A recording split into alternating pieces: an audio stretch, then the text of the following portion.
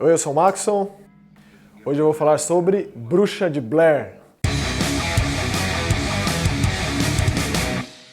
Tenho que confessar que estou muito emocionado. A gente está falando de Bruxa de Blair aqui. Bruxa de Blair, um dos filmes mais importantes da minha vida, sem dúvida nenhuma. Digo, Bruxa de Blair, o de 99. E eu acho que isso foi surpresa para todo mundo quando na Comic Con desse ano um projeto ambicioso da Lionsgate chamado The Woods foi revelado como o novo Bruxa de Blair. Com o nome só Blair Witch, Bruxa de Blair sem o artigo no começo, aqui em português. E um projeto que já estava sendo feito há 5 anos, totalmente escondido, às escuras, escondido, ninguém sabia que era de fato um Bruxa de Blair novo. Especialmente porque se você pega a história da franquia e pensa que em 2000 saiu o Livro das Sombras, né, que é o Bruxa de Blair 2, afundou para sempre, assim. Nunca ninguém mais esperava que fosse existir um Bruxa de Blair, afinal de contas aquele filme é muito ruim. Nem Disposable Teens do Manson salva aquele filme, tipo, o Hollywood do Manson tinha acabado de sair, toca no começo do filme, nem aquilo salva porque o filme é uma catástrofe. E, tipo, é uma consequência de um sucesso inesperado. Então, antes de falar do novo Bruxa de Blair, eu preciso muito falar do filme original, porque eu tinha 11 anos quando eu vi esse filme no cinema.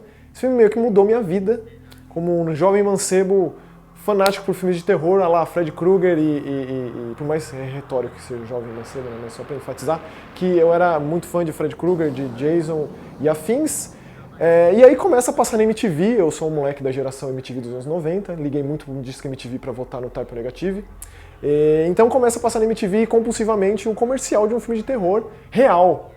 Foi vendido como um filme de terror de verdade, que as pessoas que fizeram o filme sumiram e foram encontrados as latas, os rolos negativos da filmagem e esse negócio tinha sido montado e colocado na tela. Então ele foi promovido com cartazes de procura-se, de desaparecidos e etc. E a internet naquela época já estava meio que consolidada, mas era aquela internet que você tinha que esperar até meia-noite para usar, só usava de sábado depois das 2 da tarde. Aquela internet de escada terrível. Eu lembro que eu usava o Dreamcast para entrar na internet para ver basicamente filme de site de gente morta e pornografia. Eu acho que todo moleque era isso que via internet quando era moleque. Mas de qualquer forma, eu entrei no site do Blair Witch Project, que era um site que ficou muito famoso na época, e era um fórum que tanto a Heather, quanto o Josh, quanto o Mike, que eram os protagonistas do filme, eles escreviam lá, contando sobre essa cidade de Burkittsville, que existia essa bruxa de Blair, que no século XIX ela foi queimada, acusada de ter assassinado crianças e blá blá blá, e que aí a floresta onde isso tinha acontecido tinha se tornado amaldiçoada. E esses caras, eles eram documentaristas, estudantes, iam pra lá, né, e foram pra lá pra fazer essas filmagens. O filme, eu lembro, assim, fotograficamente como foi ver esse filme no cinema, porque eu fui com meu tio, que é um cara que eu já falei aqui várias vezes, que é um cara muito responsável pela minha vida, de me apresentar coisas legais, então a gente foi assistindo o falecido Cine Astor lá na Paulista, que hoje é aquela livraria Cultura Maior, é um cinema gigantesco lá. A gente foi assistir lá e foi assim, foi a primeira vez que um filme de terror meio que pegou de verdade, assim, pela veracidade, pela originalidade. Eu nunca tinha visto um filme daquele tipo, já existiam outros filmes assim, eu fui descobrindo isso no decorrer da minha vida, mas foi pelo impacto do momento ali, daquele final inacreditavelmente eficaz e simples e cru e visceral. O filme todo é assim, na real, né? E todas as trívias que circundam o filme, as histórias dos protagonistas que desapareceram, e deles terem realmente se perdido na floresta, e de tudo isso transpassar no filme, e eles não serem cinegrafistas, então a imagem é sempre meio tosca. Tipo, o que a gente vê hoje de baseada do found footage, do mockumentary, naquela época era uma novidade. Então isso me marcou muito. E a decepção veio com o meu eu de 12 anos quando saiu o novo Bruxa de Blair, o Livro das Sombras, foi uma porcaria e meio que foi esquecido por todo mundo, o Bruxa de Blair. Todo mundo sabia da importância, se lembrava, ou quem teve a oportunidade, né, a sorte, digamos assim, de acompanhar esse filme quando ele saiu em 99, pegou toda essa campanha de marketing avassaladora, destruidora, que ao contrário do que a maioria dessas campanhas fazem, que normalmente é estragar o filme ou revelar demais o filme, ela incentivava, instigava, deixava você maluco por aquilo, né? Criava um mito ao redor do filme, uma lenda urbana ao redor do filme, uma coisa perigosa que não deveria ser vista e etc, que é cada vez mais raro hoje em dia com o tanto de informação que a gente tem sobre todas as coisas, né? Então é uma realidade bem diferente. Então esse Bruxa de Blair novo, ele surge numa realidade completamente diferente, numa audiência completamente saturada desse formato, e ele tem muito dinheiro envolvido. Então, as duas figuras por trás do filme, que são o Adam Wingard e o Simon Barrett, eles são duas figuras muito importantes, significativas do terror nos últimos anos. Eles encabeçaram o projeto VHS. Eles fazem uma parceria meio James Wan e Lee Whannell, em termos de diretor e roteirista. O Adam Wingard ele dirige, o Simon Barrett escreve. Eles fizeram aquele outro filme The Guest, que é um baita filme bom. Fizeram o You Are Next, que também é um outro baita filme bom. Então eles têm experiência com mockumentary, né, com found footage, mas mais com filmes convencionais. Então depois desse Bruxa de Blair eu realmente me convenci de que esses caras eles deveriam ficar no cinema convencional, porque não é fácil fazer found footage. E o found footage do VHS é uma coisa, não é tão séria assim. Ela é uma coisa menor, porque são vários curtas, né, ou às vezes médias, numa antologia do terror ali, mas que não se leva necessariamente a sério. É mais uma ideia impactante do que um filme de 1h30 que precisa de começo, meio e fim, precisa de veracidade, precisa de envolvimento com os personagens, etc. Então é muito difícil fazer um Bruxa de Blair, e um Bruxa de Blair hoje em dia mais ainda. Então esse filme é muito caro. O filme original acho que é de conhecimento popular, que ele custou $20 mil e ele arrecadou tipo $250 milhões, é tipo um dos maiores custos-benefícios da história do cinema. Eu acho que é o segundo maior, só perde para Atividade Paranormal, que é tipo o dobro disso, faturou 500 milhões. Bom, de qualquer forma, tudo isso contribuiu para que o filme fosse do jeito que ele é e contribuiu para o fator terror, para a coisa toda. E esse filme não tem esses elementos. Então, ele continua a história do primeiro, ele ignora, então já começa bem, porque ele ignora completamente o lixo abominável que é o Livro das Sombras, e ele apresenta pra gente o irmão da Heather. A Heather é a protagonista do primeiro filme, então ele mostra o que aconteceu com aqueles personagens, a gente não sabia o que tinha acontecido, porque, na verdade, tipo, ignorando o segundo filme, a gente não sabia o que tinha acontecido. Na vida real, o que aconteceu é que a cidade que existe de Burkittsville, ela foi invadida por fãs alucinados, e até uma coisa engraçada é que roubaram várias placas da cidade, sinalização e etc. Isso aconteceu de verdade.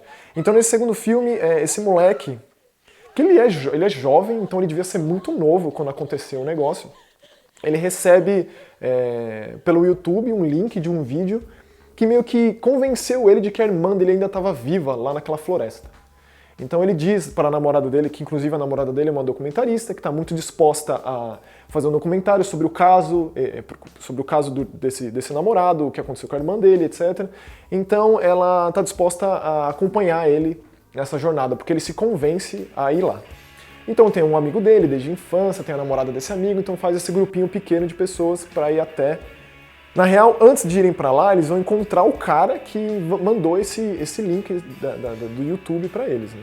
Porque o filme é bem inteligente, assim, ele tem umas sacadas boas de princípio, ele consegue te prender a princípio. Isso, infelizmente, não é mantido no decorrer de todo o filme, porque ele é excessivamente longo, isso também é um problema nesse tipo de filme. Mas vamos por partes. Então eles vão atrás desse cara que enviou esse link do YouTube. Ele é um desses dark horror 666, esses nicks ridículos de pseudo-satanistas da internet. E esse cara, essa figura desse cara e da namorada, pra mim é o ponto baixíssimo do filme. Ele poderia ser um personagem extremamente marcante, poderia ser uma figura que entraria nos anais da Bruxa de Blair, aí na saga, no mito da bruxa.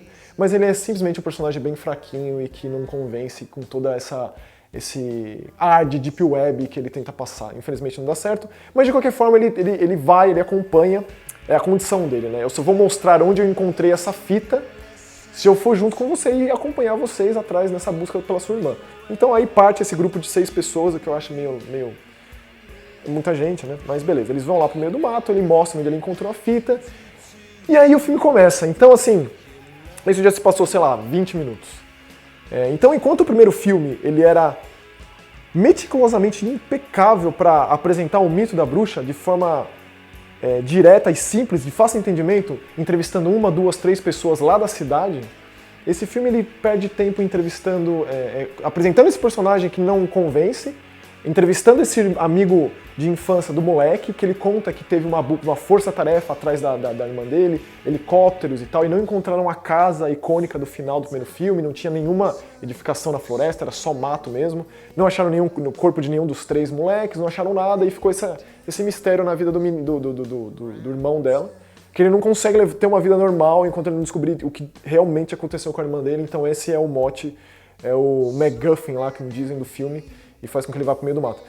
Então assim, a partir desse momento que coisas estranhas começam a acontecer, não é a mesma coisa, não é o mesmo impacto, não tem o mesmo momento, os personagens não convencem tanto assim. A menina tem vários equipamentos, eles ficam com uma câmerazinha aqui de alta tecnologia na orelha, bem aqui do lado, e tipo, isso grava tudo, todo mundo tem uma visão em primeira pessoa. Ela tem um drone que eventualmente ela usa e sobe e faz imagens panorâmicas da floresta. Então eu acho que se você leva em consideração o filme original e coloca esse lado a lado, dinheiro e tecnologia não fez bem para Bruxa de Blair. Definitivamente. O primeiro filme, ele é histórico e um patrimônio do terror. Por ele ser precário, pelos atores não serem atores, por eles terem sofrido um medo real, nesse é tudo muito forjado. E os 20 minutos finais, que são muito, muito bons, eles não compensam o todo, infelizmente. Então assim, eu fui muito de coração aberto, tipo, quando o negócio foi anunciado, revelado na Comic Con como uma continuação do Bruxa de Blair, eu torci o nariz, mas quando eu vi que era associado a esses dois caras que eu considero muito, eu fiquei entusiasmado, mas eu acho que ele não é um filme que vai marcar a época. Ele nem é, não colocaria ele entre os 10 melhores found footage dos últimos anos. Tem coisas muito melhores sendo feitas, muito mais originais, e que não leva esse fardo de ser um Bruxa de Blair. Esse é um outro problema muito sério, né? Tipo, é um filme que quer ser a continuação do clássico absoluto de 99. Tipo, ele não é o primeiro found footage, né? Dá pra gente atribuir isso talvez a um Canibal Holocausto. Existem outros filmes que fazem uso desse recurso antes dele. O Canibal Holocausto, ele de uma forma muito inteligente, muito única na época, lá no começo dos anos 80, ele trouxe a ideia do material encontrado como ninguém antes tinha feito. Ele é meio a meio, né? Ele tem a parte do material encontrado, a parte do filme mesmo. Então é um fardo muito pesado, aliado à tecnologia e a atores que você não convencem tanto assim, não criam um vínculo tão grande. Enquanto o primeiro filme era basicamente um filme das pessoas ficarem paranoicas porque estão perdidas na floresta, e aí toda essa lenda vai se tornando real aos poucos, as pedras que estão na frente da cabana quando eles acordam, o símbolo icônico da criança de pauzinho que está pendurado no galho. Esse filme é mais um filme de perseguição, como o próprio diretor admitiu numa entrevista para o site Fangoria recente, que eles estão sendo perseguidos e eles têm assim, o sentimento de que tem alguma coisa atrás deles. E ele cria todo esse mito meio que monstruoso acerca da bruxa que ninguém pode olhar para a cara dela e etc. Então, assim, eu acho que fãs da Bruxa de Blair não vão conseguir escapar, vão eventualmente assistir. E eu gostaria de conversar com mais fãs da Bruxa de Blair original para saber o que acharam, porque eu não vou dizer que eu fiquei completamente decepcionado, porque ele tem boas ideias e os 20 minutos finais são realmente bons, mas de forma nenhuma ele tem o mesmo peso, o mesmo impacto e vai ser completamente esquecível daqui a uns anos.